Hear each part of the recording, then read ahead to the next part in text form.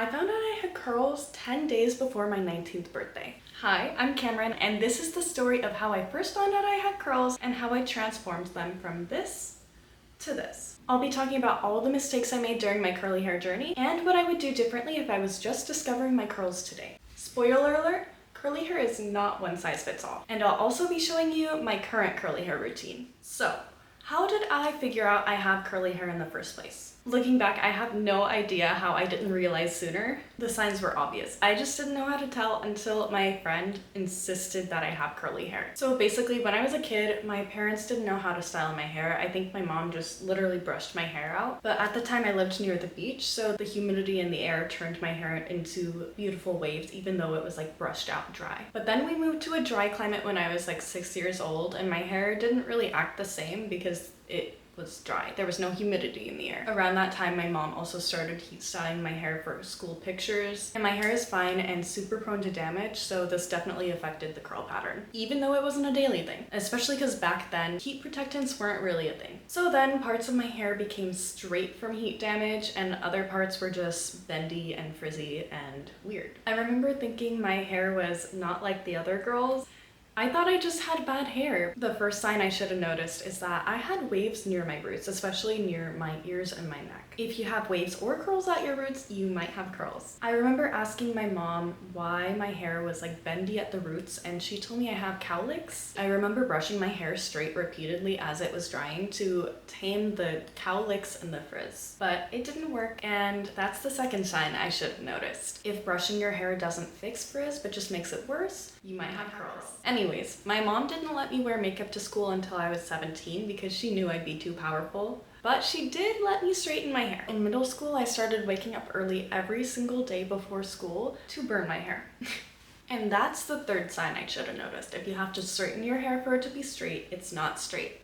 You might have curls. This sounds super obvious to me now, but back then it clearly wasn't. Now, moving on to high school. So I had English class my first period one year, and one of my friends showed up with her hair straight out of the shower, like soaking wet. Her hair was pin straight, and I was shocked because I had never seen my hair be that straight. I remember asking her if she had really done nothing to her hair to get it to look like that, and looking back, that's like the fact that I asked that question, like I did not have straight hair. Of course she said that yes, she had done nothing to her hair, it just dries effortlessly pin straight, and I still believed I just have bad straight hair. So that's another sign I missed. If your hair does not dry pin straight, you might have curls. I don't even think I brought my hair straightener to college. Instead, I spent more time braiding it. I also was blow drying it and kind of letting it do its thing. Oh, and by the way, if your hair looks like this after swimming, I got news for you.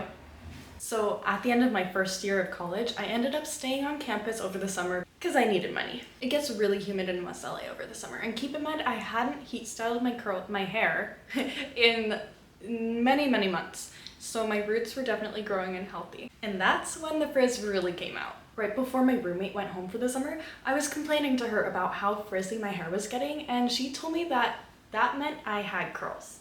And the fact that I had to straighten my hair for it to be straight also meant that I have curls. So if your hair gets poofy in humidity, you might have curls.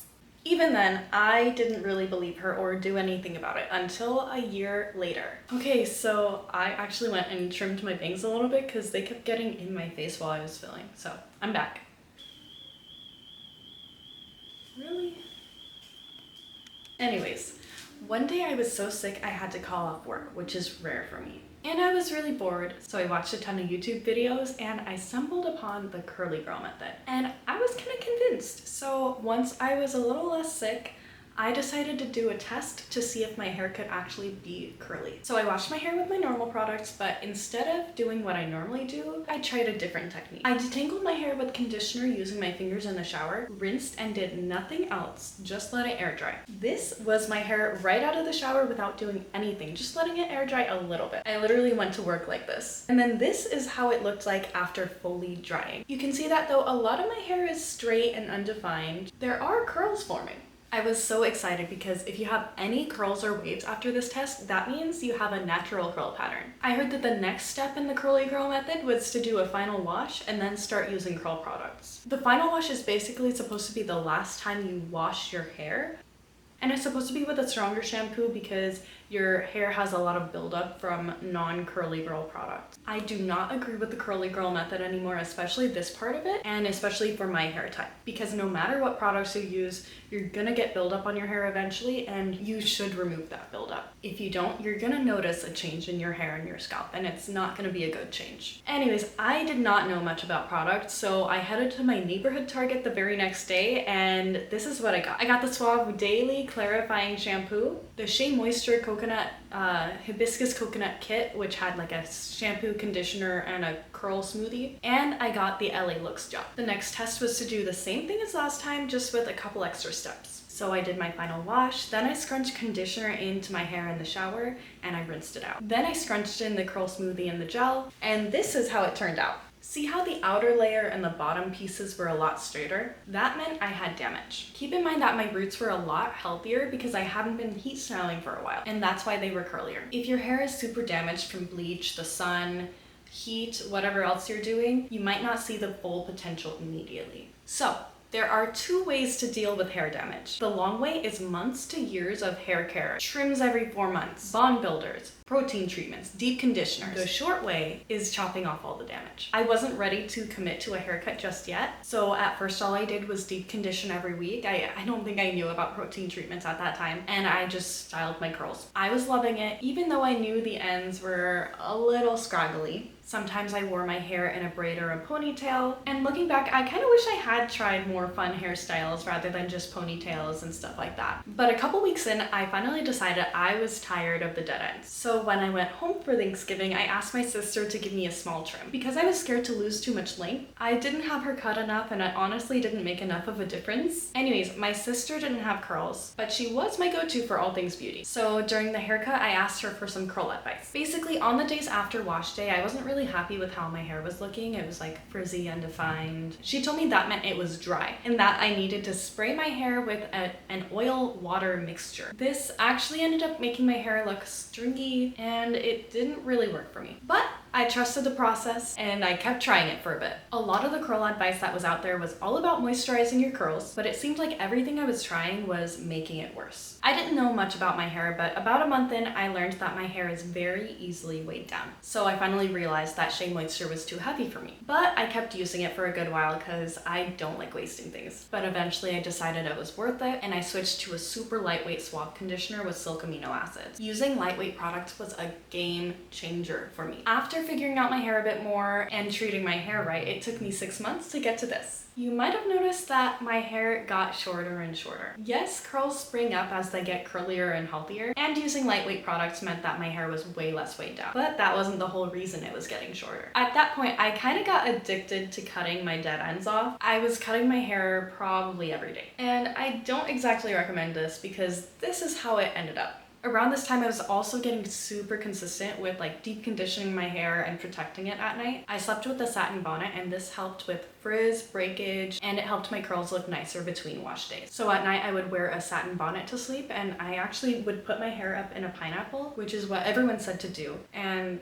I don't know exactly what the purpose was for this, but it didn't work for me, but that's what I was doing at the time. So all that is why I saw such quick progress. Once I cut all my dead ends off and used lighter weight products, my curls really sprung up. I'm not here to tell you to cut all your hair off or to stop straightening your hair or bleaching it or anything. I honestly do those things from time to time. But I will say, if you're still damaging your hair, you will not see as quick of progress. And it's possible that you won't see your full curl potential until you minimize or eliminate those things. If you're still doing those things and you want healthier hair, definitely incorporate bond builders and protein treatments. But back to the story. Around this time, I started noticing scalp issues because of my curl routine. Basically, all the curl advice I was seeing on the internet said to put oil in your scalp for hair growth, and everyone was saying that if you want healthy hair, you've basically got to shampoo your hair a lot less, like once a week. So I wasn't really cleansing my hair as thoroughly or as often as I should have. And I was also doing this super cute hairstyle because I was always washing my hair right before I was trying to go somewhere, and I didn't have the time to let my hair fully air dry or diffuse it. And don't get me wrong, I felt super cute, but Then my scalp started looking like this. I had no idea until someone took a photo of it for me and showed me. I feel like scalp issues like this are way more common than people think, especially with curly hair, and I'm trying to keep people from going through the same thing I did. So I asked my doctor about it, and he asked me, do you put oils on your scalp? And I was like, yes I do, because that's what I thought you were supposed to do. And he said not to do that, so I stopped. And he told me I have seborrheic dermatitis, which is basically a chronic and more severe form of dandruff. So once you get it, once it activates, you can't really get rid of it. You can only treat the symptoms. And I learned you're not supposed to keep your hair wet for that long. That goes for anybody. Anybody can get like a weird scalp issue from keeping your hair wet for that long. But like all sorts of like fungal things that you don't want. And there's more to it. Like now I have to use special shampoos. But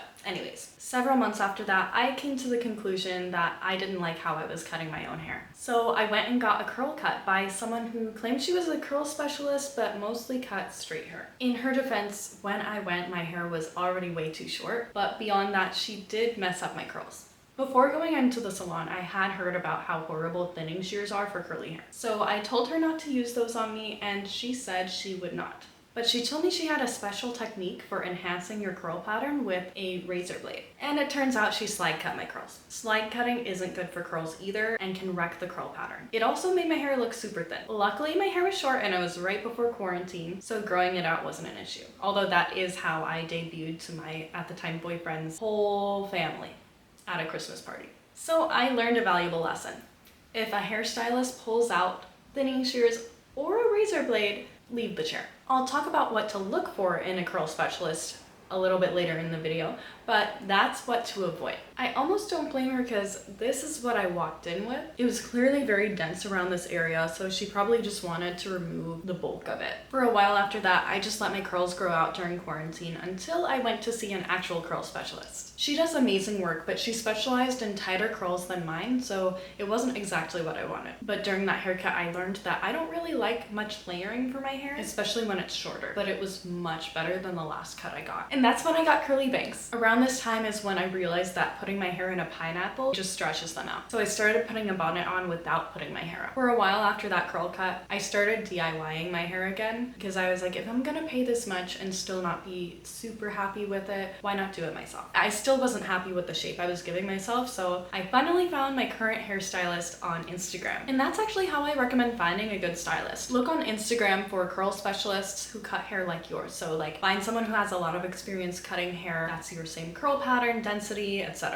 So that's how I found Andrea. She has a salon in LA, but she also travels other places to cut curls. And this is what she got my hair to, which I was so much happier with. I cannot emphasize enough that a good curl cut will get you to the shape you want and also help you reach your full potential. But what it won't do is make your curls magical or 110% perfect. Around this time is also when I stopped sleeping with a bonnet and just slept on silk pillowcases instead because it was a lot easier and more comfortable. If you get tangles overnight, you probably want to stick with a bonnet instead of a silk pillowcase. To this day, I still sleep on just a silk pillowcase, unless my cat is near because she likes to eat my hair. And that brings us to what I do today. There are multiple types of wash days I usually do. I don't want to make this video too complicated, so I'll show you the first type of wash day you should do. This is a clarifying wash, which means it removes buildup. A clarifying wash can be stripping, so to keep my ends healthy and hydrated, I either apply oils to my mids and ends before the shower, or I get my hair wet and use conditioner before using a clarifying shampoo. Today I'm showing you the conditioner method because there is more of a learning curve to the oil method. You can let the conditioner sit for a good minute and then detangle gently. Make sure you're using a slippery conditioner so it helps the knots glide out. Then rinse it out. When you're rinsing, get your scalp fully wet so it's ready for the shampoo. This is the clarifying shampoo I usually use because I have seborrheic dermatitis, but there are better clarifying shampoos you can use if you don't have a skin condition like me. I shampoo twice because whenever I shampoo only once, I feel gunk on my scalp. Your mileage may vary. As I said earlier, clarifying will strip moisture from your hair, but it'll also strip your hair of protein. A lot of people say that whenever you clarify your hair, you're going to also want to use a deep conditioner to maintain the health of your ends. Protein is really important for the strength and integrity of your hair, so sometimes you're also going to want to use a protein treatment. Today I'm using a protein-rich deep conditioner for both moisture and protein. You let it sit and you rinse it completely out. Do not leave stuff in your hair unless the bottle says you can, because products are formulated for very specific uses. If you leave it in and it says not to, you can damage your hair. I could go on a rant about this, but I'll spare you. I usually clarify once a week or whenever my hair is acting weird. If your hair isn't fine like mine, you won't have to clarify as often. Some people only clarify once a month. I try to wash my hair 3 times a week, but realistically, I wash twice a week. Now onto the styling routine. First step out of the shower is a moisturizing product. Usually I'll use a leave-in conditioner, bonus points if it's a spray leave-in because I have fine hair. I detangle and clump. All hair is more fragile when it's wet, but curly hair is specifically easier to brush through when it's wet with a leave-in conditioner for slip, which means less damage. So make sure that you're starting from the bottom and slowly making your way up toward the top. Next, you gotta use a good hold product if you want all that hard work to last. I usually use a mousse and a gel for volume. Keep in mind that the more product you use, the longer your hair is gonna take to dry. Air drying can take ages, and they say that diffusing is healthier for both your hair and scalp, so that's what I do. Plus, it helps with more volume and bounce. But I always use a heat protectant. A blow dryer is way less damaging than a straightening iron or curling iron, but you still gotta do it if you want to minimize damage. I diffuse until it's mostly dry, then I air dry it the rest of the way. But I stay away from humidity during this time as much as possible, otherwise it can cause frizz. Once it's fully dry, you might notice your hair feels a bit crunchy. This is called a cast, and this is a good thing. This is what helps prevent frizz. You don't have to use an oil to scrunch out the cast, but I always recommend it because it helps prevent frizz and keeps your curls hydrated. I use a few drops of lightweight oil at the very end, and that's the basic washing and styling routine to define your curls.